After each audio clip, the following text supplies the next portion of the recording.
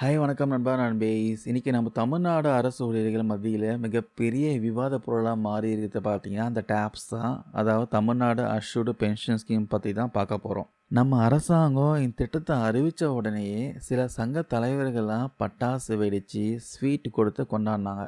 ஆனா உண்மையிலேயே அடிமட்ட அரசு ஊழியர்கள் என்ன நினைக்கிறாங்க? அவங்களுக்குள்ள இருக்கிற பயம் என்ன? கேள்விகள் என்ன?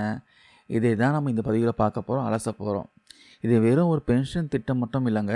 சங்கங்களுக்கும் ஊழியர்களுக்கும் இடையே நடக்கிற ஒரு மங்காத்தா ஆட்டம் தானே சொல்லலாம். வாங்க முழுசா இந்த வீடியோவில் என்னென்னு பார்க்கலாம். டேப்ஸ் திட்டம் அறிவிக்கப்பட்ட வேகத்தை பார்த்தா நமக்கே ஆச்சரியமாக இருக்குது.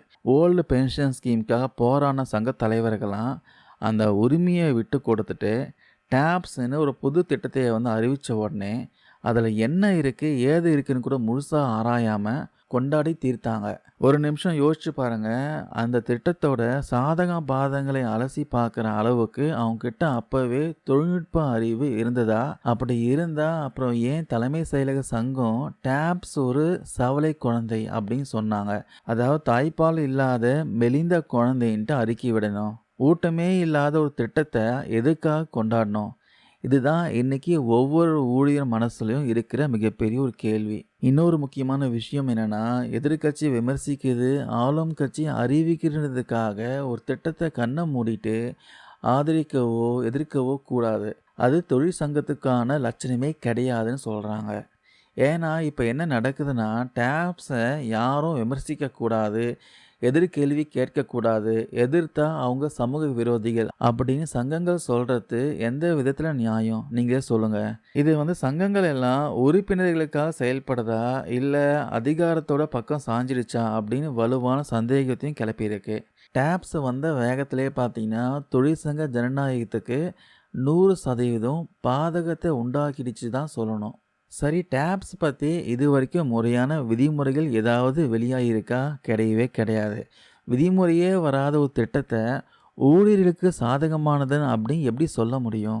இப்போ ஒரு முக்கியமான பாயிண்ட்டு, அதாவது கிராஜுவிட்டி பணிக்கொடை. பணிக்கொடை வேறு, ஓய்வூதியம் வேறு.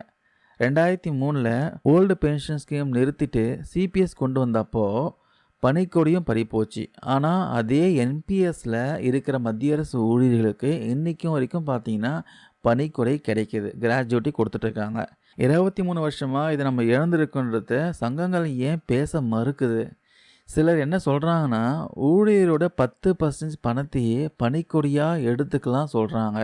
அதுக்கு பேர் தான் பார்த்தீங்கன்னா முரட்டு முடக்குவாதம்.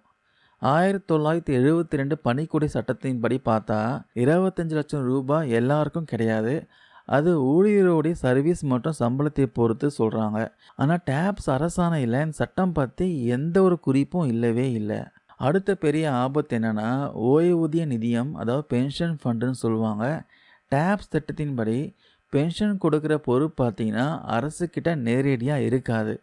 அது ஒரு ஓய்வூதிய நிதியம் கைக்கு தான் போய் சேரும். ஏற்கனவே போக்குவரத்து துறையில் இதே மாதிரி நிதியம் தான் இருக்குது. அங்கே என்ன நடக்குதுன்னு நமக்கே தெரியும். பென்ஷன் வாங்குறதுக்கு அவங்க படுற பாடு பார்த்தீங்கன்னா கொஞ்சம் நஞ்சம் இல்லை. பணிக்கொடியும் கிடைக்காம மாத கணக்கில் வருஷ கணக்கில் காத்துட்டு இருக்காங்க.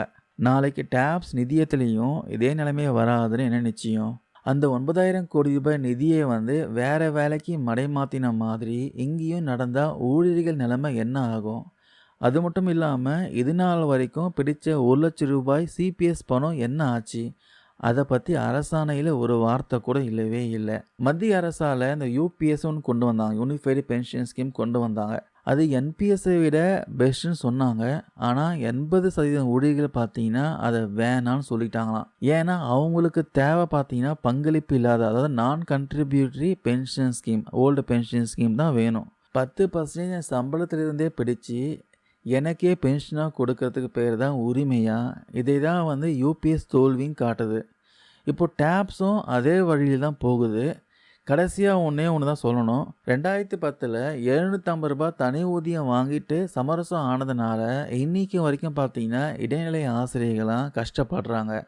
அதே தப்பு தான் டேப்ஸ் விஷயத்துலையும் பண்ணிடாதீங்கன்னு சொல்கிறாங்க. ரிலீஸ் ஆகாத படத்துக்கு விருது கொடுக்குற மாதிரி விதிமுறையே வராத டேப்ஸுக்கு நன்றி சொல்கிறது பார்த்தீங்கன்னா ரொம்பவே ஆபத்தானது. இது 10 லட்சம் குடும்பங்களோட வாழ்வாதார பிரச்சனை. சங்கங்கள்லாம் உண்மைய உரக்க சொல்லணும். ஊழியர்கள் தான் விழிச்சுக்கணும். இல்லன்னா, இந்த மங்காத்தா ஆட்டத்தில பலிகடா ஆக போறது பார்த்தீங்கன்னா, கவர்ன்மென்ட் எம்ப்ளாயீஸ் ஆகிய நாம தான். உங்க கருத்துக்கள் ஏதாவது இருந்தா பதிவு பண்ணுங்க. டாப்ஸ் வேணுமா? ஓல்டு பென்ஷன் ஸ்கீம் தான் வேணுமா? கமெண்ட்ஸ்ல உங்க கருத்துக்கள பதிவு பண்ணுங்க. தேங்க் யூ நண்பா, நண்பீஸ்.